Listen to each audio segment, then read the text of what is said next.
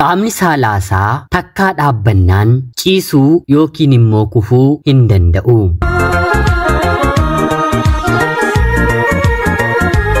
Yoo ofiif kana godhe malee yeroodhaaf maqaa kiyya himachuun barbaadu kanan dhaladheetti guddadhee Jiituu Magariituu Oromiyaa keessatti barnoota kiyyallee hanga kutaa 9 qofaatti baradhe.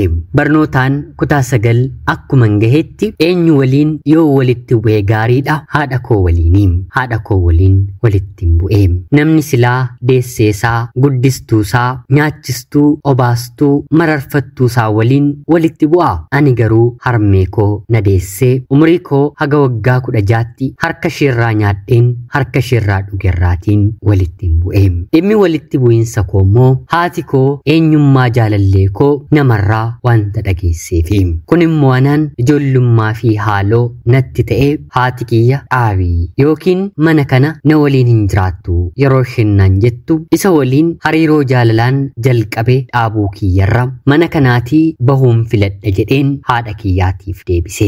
Wallaalummaa fi ijoollummaan walitti ida'amanii eessa akkan deemu otoon beekiin haadha kiyya morkachuuf jecha jaalallee kootiin biyya itti haati kiyya ija isheetiin na arguun dandeenyarraatii na fudhuu deemii jedheen isa gaafadhe.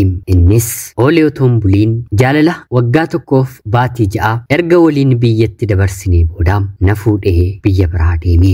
Wanta maatiin keenya arganii nurratti dubbatan wallaalaa jaamaa waan taaneetiif malee oolee otoon buliin diddaan keenyi waan isaan dursanii akka nama raajuu nurratti arganiin deebisee nurra gahaa. Haati koo dhiira 2 durba 2 deesseetti. Dubartiifis dhiiraafis hangafti anadha.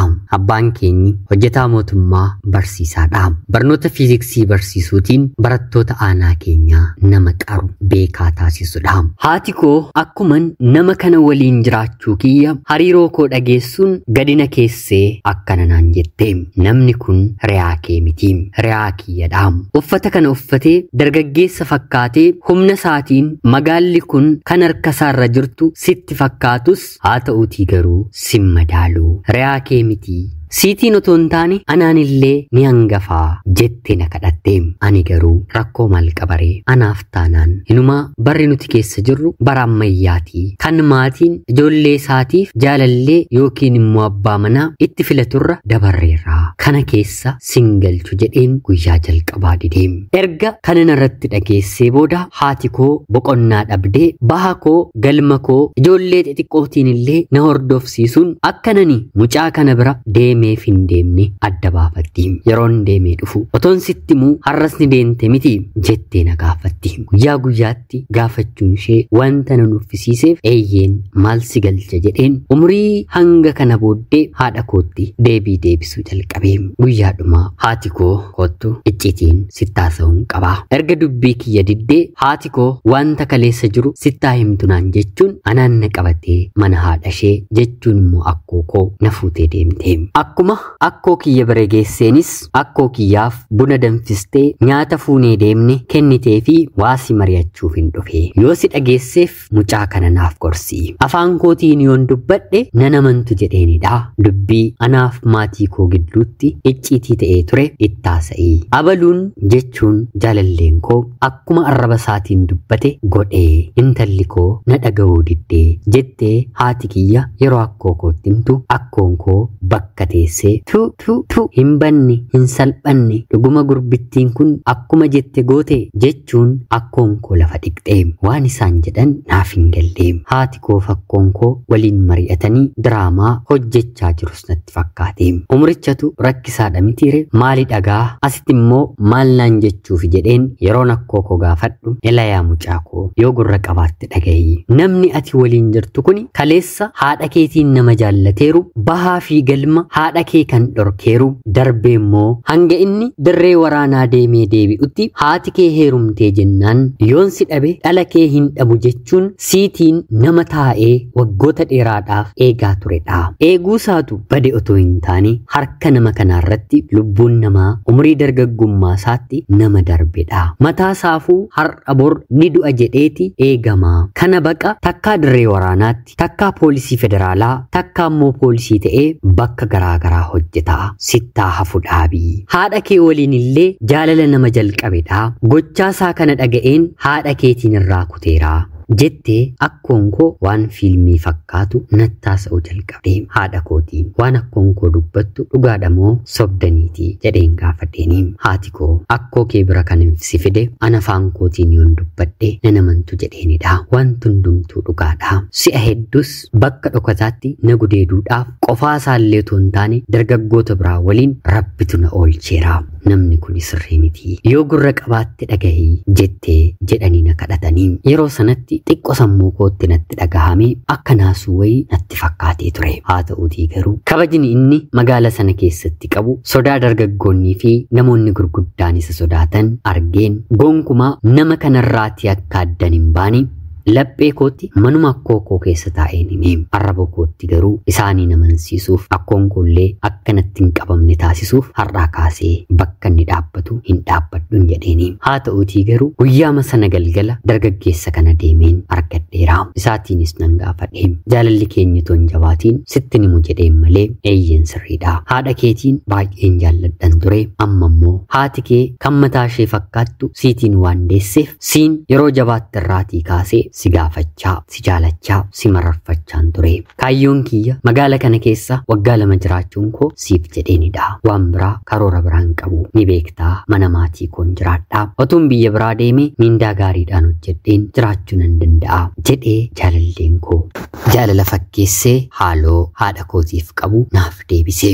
Yeroo sanatti gurri kiyya kan dhagahaa ture jaalala inni naaf qabu malee haaloo inni maatii koo waliin qabu miti. Akkoon koo fi haati koo akka isa jibban argaa isaallee akka hin feene fedha kiyya taanaan biyya ani barbaade na jiraachisuu akka danda'u jaalalleen kiyya kun natti hime. Laalaa nama haadha kootiin jaallachaa ture waliin gaa'ila deemeen dhaabbadhe. Magaala biraatti na fudhatee deemee waliin jiraachuu jalqabne.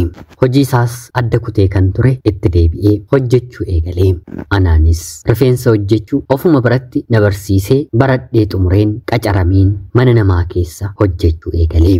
Naannoo waggaa 2 erga waliin ture boodas maallaqa walitti qabee mana rifeensaa kan dhuunfaa koo naaf banee hojjechuun eegalee. Rakkoo galgala yookiin immoo halkan qabnurraatiin alatti anaaf inni qulqullummaadhaan wal jaallannaa. Keessa namaan beekani mitire ani mataa koof garuu nama na booji'e dhiirri akkasaa hin jiru jedheen afaan guuteen sekendii tokko keessatti si'a 100 dubbachuu hin danda'udha. Anaaf inni wal fuunee takkaafiyyuu sireerratti walii galleen beeknu. Amala namoonni muraasni qofa qaban abbaan manaan koo qaba. Kunis maal seetanii gaafa dhugaatiin dhugne qaamni saalaasaa gonkumayyuu hin dhaabbatu. Gaafa dhugaatii dhuge quufe garuu qaamni saalaasaa dhaabbatee halkan guutuu otoo waliin ciisne akka dhiiraa miira isaa ofirraa baafachuu yookiin immoo xumuruu hin danda'u. Sanarratti aariidhaan miira aariidhaan qofa na waliin ciisa. Dhugaatii dhugeera taanaan aareera jechuudha. Yeroo aaroo kanatti na waliin ciisuu qofa otoo hin taane haaloo maatii koo yaadachaa na reebaa, na rukutaa, na iyyisiisaa malee gonkumaa na waliin hin ciisu. Torbeetti guyyaa 2-3 kana gochuunsaa kan hin oolledha. Ganama barii qaama isaa dhiqateeti miirri isaa waan keessa jiru dagatee bakkatti deebi'a. Kanaan ala garuu na waliin ciisee akka fedheetoo ta'ee gadin jedhu baay'eetti rakkadha.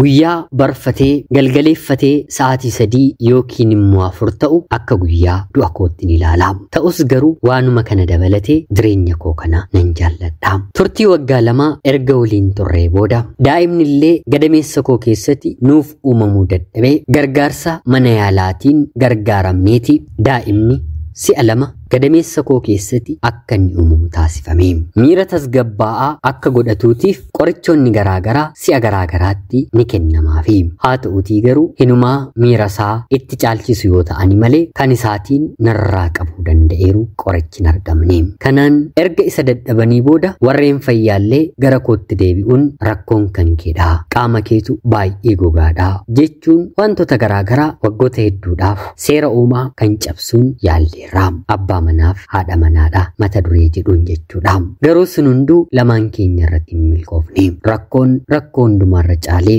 laphee lamaan keenyaa cabse garuu daa'imni anaaf isa gidduutti si'a lama uumamani kuni gargaarsa mana yaalaatiin jechuudha. Baatii 6 baatii 5tti gadameessa keessaa otoo hin bahiin walqunnamtii saalaa daangaa hin qabne miira dhumuu dhiisuu abbaa manaa kootiin na jalaatii miidhamanii si'a lama erga narraa bahee booda hanga jaarsi kee furmaata argatutti kanaan booddeetu ulfaa'uu baatteeti bareedaadha naan jedhanii si'a sadaffaaf yaaluu nan dhiise. Otuma jennuu yeroon deemaa dhufe gara fedhetti haa ba'u jedheen si'a sadaffaa yaaluuf yeroon deemu daa'imni gadameessa koo keessatti uumamuu ni dida. Waggaa 2 guutuu mana yaalaatti deddeebinee tooftaawwan duraa yaallee.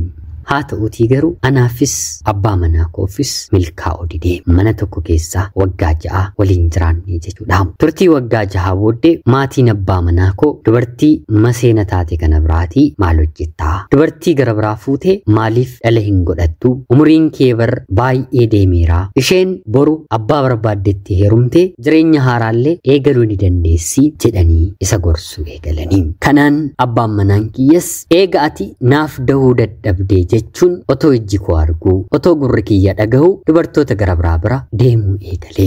Kana qofaa otoo hin taane dubartii biraa bira yeroo gahu miirri isaallee akka dhumu sekeendii muraasa keessatti illee xumurachuu akka danda'u sanyiin kormaasaa qaama isaanii keessatti akka dhangala'u rakkoon qaama kiyya biraa akka jiru anatti haasa'am. Gaa'ela dhaabbatanii rabbi dhala naman dhawwatiin akka dhala dhabu gaa'ela keessatti baay'ee ulfaataan hin jiru. Miira kanaan waggaa 6 gaa'ela kana keessan ture. Abbaan manaan koo gaa'ela booddee dubartii biraa bira deemuusaa ameen jedheen fudhee filannoo gara biraa waan hin qabneef jechuudha. Haa ta'uutii garuu gaa'elli kiyya kanaan booddee akka ittiin fufne anis sammuu gaarii akka hin qabaanne wanta naaf galeef jireenya koo hin ta'u erganaaf ta'e anis maal taa'een eega jechuun dhiira gara biraa waliin gaa'ela koo keessa otoo hin jiru hariiroon jalqabee oksaatiin iccitiidhaan jechuudha.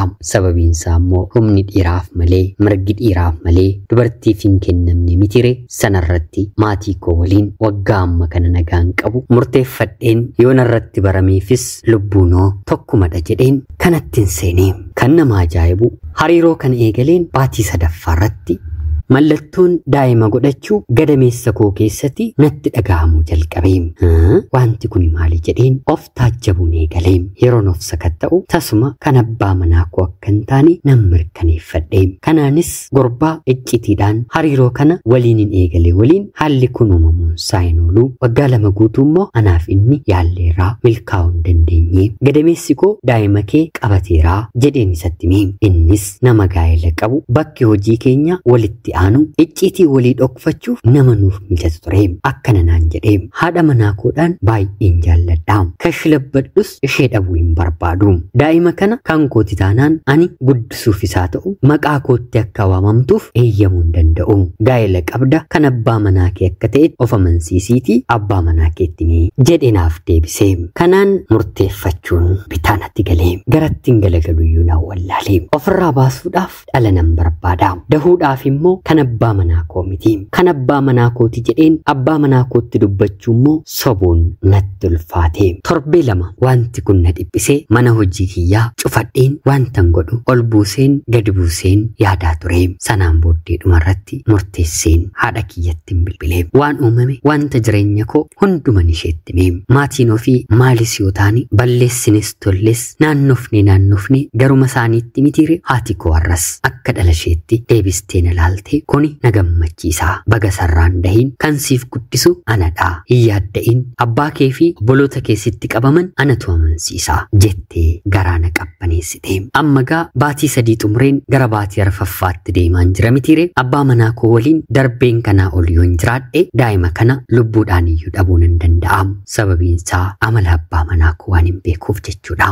Gaafa dhugu sareerratti waan godhu hin beeku. Kanaan adaadaa kootu magaalaa Finfinneetii dhukkuba na waammatteetti ishee bira dhaquun qaba jedheen abbaa manaa koo gaafadheen nuffii jaalalaarree wanta narraa qabuuf dhaqinaan jedhe. jedhee adaadaa koo biraan deemee haati kiyya dursitee haala waan naaf mijeessiteettuuf hangan dahutti adaadaan koo hojii na qacarsiistee manuma rifeensaa jechuudha hojjechaa yeroon dahumsa koo gahee nagaadhaan hin hiikame. Abbaan manaan koo darbee qofa bilbiluun mana keettiin galtuu naan jedha. Daa'imni koo torban 42 gadameessa koo keessa erga turee booda nagaadhaan mucaa dhiiraan hiikame. Kana qofa miti balleessaa koodha mitiire hundaafuu daheen kanaan booddee abbaa manaa kootti deebi'a. Mooraa nuti kareeffannee jiraannu maddii icciitii koo kamiyyuu kan ani hin dhoksine mucayyoon dubaraa tokko ni turte. Icciitii koo kamiyyuu ishee dhoksuu baadhus haa ta'uutii garuu ulfaa'uu koo dahuu koo nama biraa waliin gaa'ela keessatti hariiroo jalqabuu koo takkaafuu isheetti naasofne. Magaala turreerraati waantan sitti mun qabanaan jettee